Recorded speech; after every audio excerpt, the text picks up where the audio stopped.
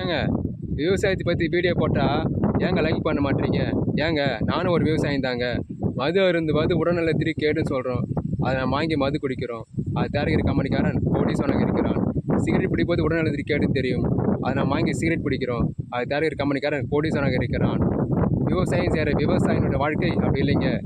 1க்கு 2 கடன் வாங்கி முழுக 2 மாடு கூட்டி நெல் விதையை விதைத்து நடவு நட்டு தண்ணீர் பாய்ச்சி களை எடுத்து மருந்தடித்து உரத்தை போட்டு இதுக்கிடையில் காற்று மழை வெயில் வெள்ளம் புயல் இதையெல்லாம் கடந்து வேலை வேலை வேலை என்று சொல்லி தன் வயிற்றுக்காகவும் நாட்டு மக்களின் பசியை போக்கவும் தன் வயிற்றை அரை வயிறம் கால் வயிறமாக பட்டினி போட்டு இரவும் பகலுமாய் தன் வாழ்க்கை முழுவதும் விவசாய நிலத்திலேயே கழித்து அறுவடை காலங்களில் நெல்மணியை அறுவடை செய்து இந்த ஒட்டுமொத்த உலகத்துக்கே சோறு போடுற விவசாயி ஆகிய நாங்கள் பிச்சைக்காரனாக இருக்கிறோம். இந்த விவசாயிக்கு ஒரு லைக் ஒன்று போட்டால் தப்பு ஒன்றுமில்லையே.